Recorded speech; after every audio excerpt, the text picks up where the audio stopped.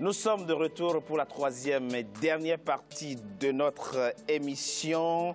Monsieur Nezoun Mahamat Zang est resté avec moi, membre de l'UNDR, un parti d'opposition. Merci d'être resté avec moi. Jean-Maurice Bamare Kong, membre du MPS, le parti présidentiel. Merci de m'avoir rejoint. Et Abdelkarim Yacoub Koundougoumi, membre de la société civile, membre du mouvement citoyen Projet pour une alternance crédible. Merci à vous également de m'avoir rejoint pour cette troisième partie. Que pensent les Tchadiens des querelles politiciennes entre sa classe politique et surtout de la crise que vit aujourd'hui le pays, le Tchad? Certains d'entre eux se sont confiés au micro de Mahamat Ramadan, notre correspondant au Tchad. Il avait placé ce mandat sur le social. Mais ce mandat a vraiment perpétué la misère des citoyens tchadiens. Comment comprendre que dans un pays normal, on rabat les indemnités des fonctionnaires, on coupe les primes des fonctionnaires, on refuse expressément de payer les subsides de maîtres communautaires, on supprime les bourses des étudiants et la suite. Et en même temps, on augmente les taxes à l'appel. Mais où en sommes-nous avec le social? Ce que je fais comme recommandation à l'endroit du président de la République et son gouvernement, c'est de chercher à vraiment mettre en pratique sa politique de juger, arrêter, juger les criminels économiques qui considèrent les biens publics à leur bien personnel. Rien ne marche. Ceux qui ont des activités génératrices n'arrivent pas à écouler leurs marchandises comme il se doit. Et ceux qui n'ont pas et qui lancent des procédures pour trouver des financements n'arrivent pas à trouver des financements. Le président, aujourd'hui, il a mis plus de 2341 tracteurs sur le terrain. Et aujourd'hui, Dieu merci, l'agriculture est devenue mécanisée. Et aujourd'hui, les producteurs, aujourd'hui nous en Djamena peut-être on ne va pas sentir, mais les producteurs dans les provinces, dans le monde rural, vraiment sont en train de féliciter, encourager son excellence Monsieur le Président de tous ces équipements agricoles qu'il a mis à la disposition. Nous l'encourageons.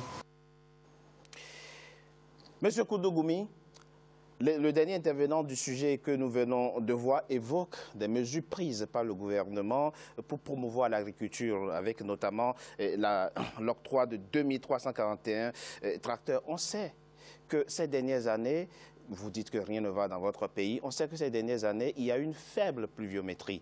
Mais Idriss Déby, le président Idriss Déby n'est quand même pas responsable de la faible pluviométrie au Tchad. Il est responsable parce que ce qu'on essaie de vous expliquer, c'est qu'aujourd'hui, avec Idriss Déby, le Tchad est arrivé dans une impasse et qu'il est en train de faire marche arrière. Aujourd'hui, Idriss Déby est en train d'accuser la Constitution d'être responsable de l'état actuel du Tchad. Aujourd'hui, Idriss Déby est en train de dire que la forme de l'État est responsable de l'état actuel du Tchad. Aujourd'hui, Idriss Déby est en train de dire que ce sont les institutions, c'est la faute aux institutions, c'est la faute à l'État. C'est la faute, non, c'est la faute, c'est qu'il a échoué. Non seulement qu'il a échoué, aussi qu'il a trahi la confiance du peuple tchadien. Maintenant, c'est qu'on dit quoi? On est dans une situation politique impossible. L'opposition n'a pas encore reconnu Idriss Déby comme président. La société civile n'a pas reconnu l'élection de 2010. On est encore dans 2016, pardon. On arrive le 21 juin à la fin de la prorogation du mandat des députés 2015. Donc on arrive dans une situation politique explosive. Le Tchad est au bord du gouffre et Idriss Déby est en train de nous faire le dernier pas. Et vous pensez que les facteurs extérieurs et les facteurs naturels comme la faible pluviométrie, le contexte sécuritaire, la chute du prix du pétrole, ces facteurs n'ont aucune espèce d'impact sur votre économie? Qu'est-ce que vous pensez? Gouverner, c'est anticiper et prévoir. Y compris la pluie? Tout. Ah bon? Non seulement, non, on prévoit le manque de pluie. On est d'accord. Non, on ne doit pas fonctionner ou gérer un État comme au 19e ou au 6e siècle. C'est vrai que le président, on lui reconnaît beaucoup de pouvoir, mais il n'a pas encore de pouvoir. On a dit, mais non. Qu'est-ce qu'on a fait en 26 ans, l'état actuel de notre agriculture, avec tous les moyens que l'État a eus? Il nous a bassinés avec des mandats. Aujourd'hui, c'est l'agriculture. L'année prochaine, c'est l'économie. L'année prochaine, c'est ceci. Mais on ne veut pas ça. On ne veut pas de ces dons. On ne veut pas des dons, mais on veut des programmes. On veut des outils et on veut des institutions fonctionnelles. Aujourd'hui, les responsables, c'est qui? Ce sont Idriss Déby et des gens qu'il a mis pour gérer ces fonctions-là. Il nous parle des tracteurs. Non, on n'a pas besoin de tracteurs. On a besoin d'abord de la bonne gouvernance. Qu'on gère nos recettes comme il convient, nos dépenses comme il convient. Réorienter nos recettes. Augmenter la production agricole, vous n'en avez pas besoin au Tchad? Ça viendra et ça se programme. On n'est pas à chaque fois qu'il y a des débuts au dos au mur, il sort des cadeaux, des tracteurs pour dire que c'est maintenant que je vais développer. Monsieur Bamare, c'est trop tard. Très rapidement, à quel besoin, on est obligé d'aller vite, à quel besoin répond chez le président Idriss Déby l'instauration du fédéralisme dans votre pays, le Tchad? Le fédéralisme a été un des projets du président de la République lors de la campagne électorale. Ce projet est toujours en cours, il est toujours mais pourquoi avoir des États fédérés aujourd'hui au Tchad? Pourquoi a-t-on besoin, selon le président Idriss Déby, du fédéralisme aujourd'hui dans votre pays? Aujourd'hui, il y a des régions au Tchad. On pense que ces régions, en leur donnant une certaine autonomie totale, en leur permettant à ce qu'eux-mêmes ils produisent l'argent qu'ils vont dépenser, ça permettrait à ce qu'on puisse donner beaucoup de travail et d'activité aux Tchadiens. On a besoin de transformer le Tchad en une république fédérale. Vous n'avez même pas pu mener à bout la décentralisation et vous voulez maintenant faire la fédération. Non, mais la fédération est... Non, mais c'est pas possible. Avec quoi? Avec quel moyen s'il n'y a pas de l'argent? La fédération va de soi parce que... Non, ça ne va pas de soi. La conférence nationale souveraine a passé presque des mois pour choisir entre la décentralisation et la fédération. Oui, effectivement. On a choisi la décentralisation. On a testé ça. Après 27 ans, vous n'avez même pas réussi à finir la décentralisation. On a testé ça. On s'est rendu compte qu'il y a des failles dans cette procédure qui a été mise en place. Pas du tout. La réussite est là. C'est-à-dire on s'est rendu compte... Et comment vous allez faire la fédération? Dites-nous comment et avec quoi? Avec quel argent? Avec la situation actuelle du Tchad, il n'y a pas de l'argent. La situation actuelle du Tchad nécessite que tous les Tchadiens se retroussent les manches. Mais justement, vous avez peur parce que la situation actuelle du Tchad, les Tchadiens sont unis. Vous, M. Zang, s'il vous plaît, M. Koundougoumi, on ne produit pas l'argent qu'on dépense actuellement. Monsieur Bamare, on a bien compris, vous justifiez effectivement l'idée du président de la République, Idriss Déby, d'instaurer le fédéralisme au Tchad, mais ce n'est pas encore gagné puisque ça va faire l'objet, donc, que ce soit du forum ou du dialogue national que propose l'opposition ou d'un référendum, tout ça est encore à l'étape de projet. Mais avant de continuer très rapidement, Monsieur Bamare, le mandat, les 2 ans que le président Idriss Déby a accordé au Parlement tchadien arrivent à expiration le 21 juin prochain. Qu'est-ce qui va se passer après? On va continuer à avoir une Assemblée nationale qui n'est plus... Le président Déby l'a dit. Il a dit qu'il ne va pas organiser d'élections. Dans l'immédiat, le Tchad n'a pas de moyens pour organiser les élections législatives. Donc, après le 21 juin, oui. Mais c'est le Conseil constitutionnel qui va se réunir pour pouvoir prendre la décision en disant, effectivement, quelles que soient les difficultés, soit on met une équipe qui peut, de façon transitoire, gérer donc on aura un Parlement de transition décidé par Idriss Déby. Non, pas du tout. Pas du tout par le Conseil constitutionnel. C'est un coup d'État supplémentaire. Parce que le Tchad... À partir du moment où... Pas du tout, parce que le président... Nous appelons l'opposition de prendre ses responsabilités dans cette situation. Ils doivent démissionner et créer un rapport de force pour qu'Idriss Déby ne fasse pas ce qu'il veut. Si aujourd'hui... Mais le président Idriss Déby ne fait pas ce qu'il veut. Puisque M. Bamare Kong dit... M. Koundougoumi, s'il vous plaît. M. Bamare Kong dit que le président a l'intention de consulter le Conseil constitutionnel. C'est quand même la juridiction la plus haute de votre pays.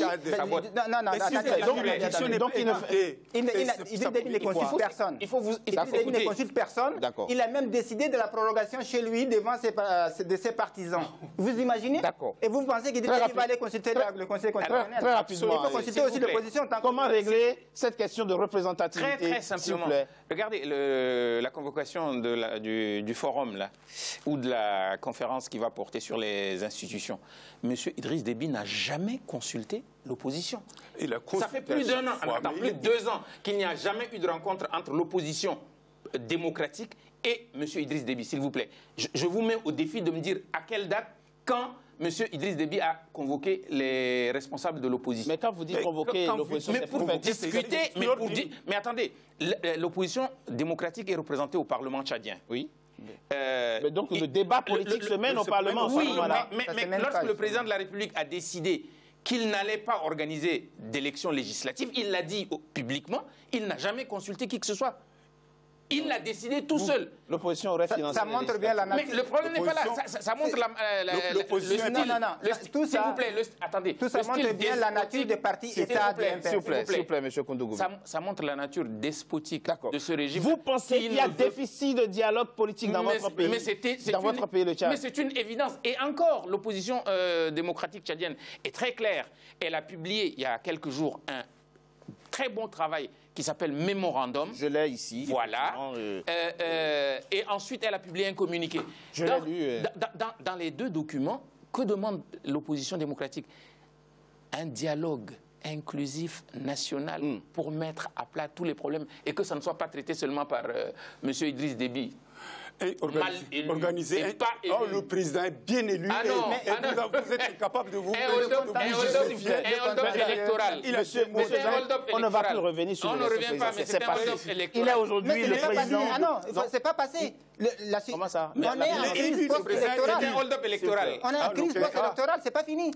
Ce sont les conséquences. L'instance en charge des élections dans votre pays a proclamé vainqueur le président Idriss Déby. Il n'est pas reconnu. Sa victoire a été validée par le Conseil constitutionnel. À sa bonne. Et reconnu par l'opinion internationale. Moi, j'en sais rien. Reconnu aujourd'hui par la communauté internationale.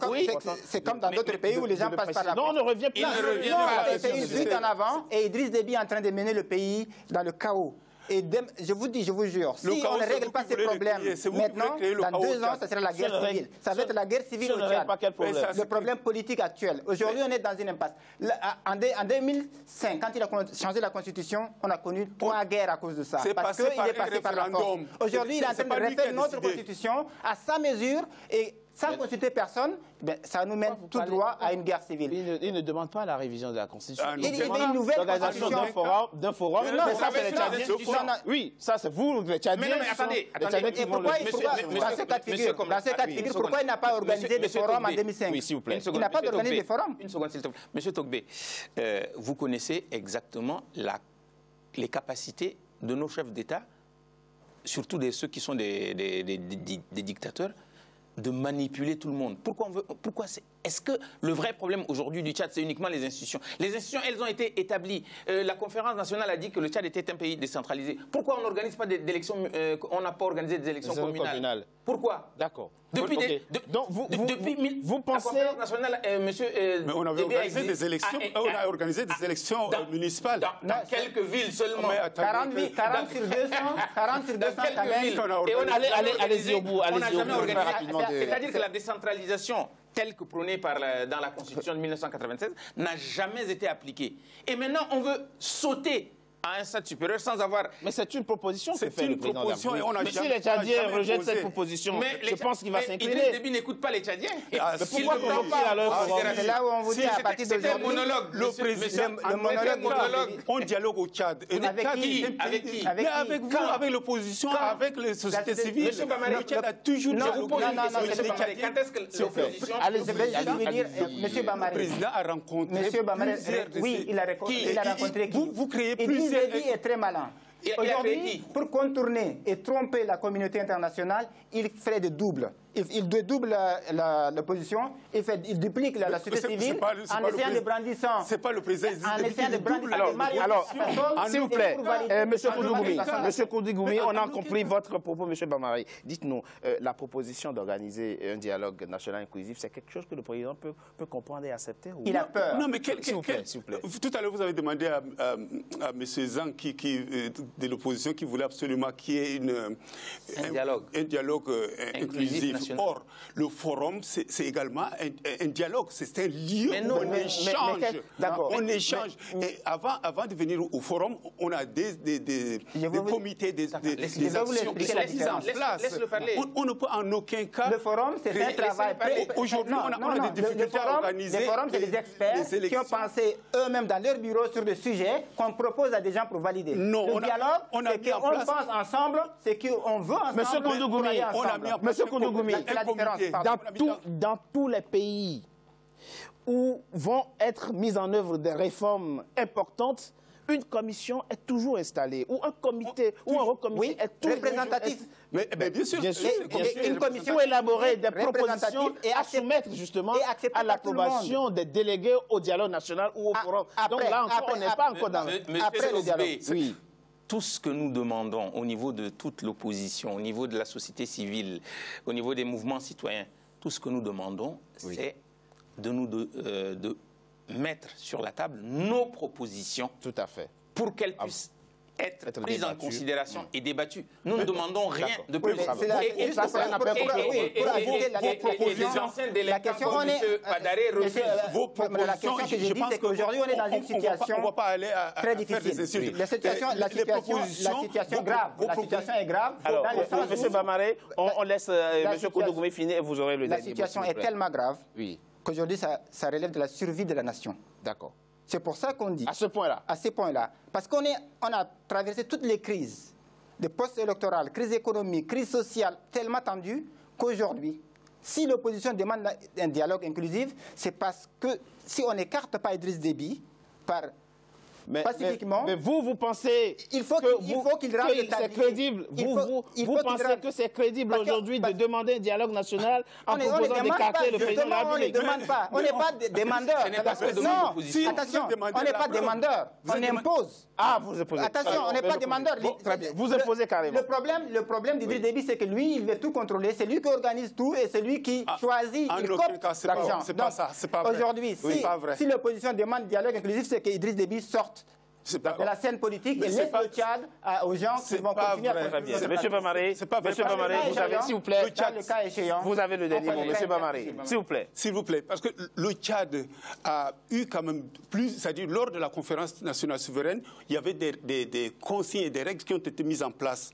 Aujourd'hui, on a testé certaines de ces consignes, on s'est rendu compte que certaines ne peuvent pas aboutir. Deuxièmement, quand vous parlez par exemple, le président, c'est pas lui qui impose quoi que ce soit. Il a toujours mis en place des commissions, des comités. Il a également demandé l'avis du Parlement. Il a toujours... Vous avez présenté... Un recensement biométrique de l'électorat tchadien. Vous avez présenté un projet politique où les Tchadiens ont rejeté. Le projet politique de l'opposition qui a été présenté, les Tchadiens ont rejeté cela massivement. Parce que la preuve, là maintenant vous voulez insérer vos programmes que les Tchadiens ont rejetés. Monsieur, on veut faire une proposition. Monsieur Jean-Maurice Bamaré Kong, vous êtes membre du MPS, le parti présidentiel, par ailleurs secrétaire général de l'Association des Tchadiens d'Île-de-France. Merci. Merci de nous accueillir et permettre aux Tchadiens de continuer à dialoguer. À ce débat, j'en étais très heureux. Monsieur Nezoun Mahamad Sang, membre de l'UNDR, l'Union nationale pour le développement et le renouveau, le parti de Saleh Kebzabo. Vous êtes le représentant en France et en Europe de ce parti. Merci, Monsieur Sang. Merci, d'avoir participé à ce débat sur l'avenir. D'avoir permis aux Tchadiens, et aux autres aussi, de se faire une idée un peu plus précise de la situation telle qu'elle prévaut chez nous. Merci. Abdelkerim Yacoub Kounougoumi, vous avez été plus radical que tout le monde. Vous proposez qu'on écarte le président Idriss Déby. C'est votre opinion, c'est votre point de vue. En tout cas, merci d'avoir participé à ce débat consacré à votre pays, à votre grand pays, le Tchad. Mesdames et messieurs, c'est la fin de Politicien, votre rendez-vous politique. Je vous remercie d'avoir été nombreux à suivre. Restez sur Africa 24 pour la suite de nos programmes. À très bientôt pour un nouveau numéro de Politicien.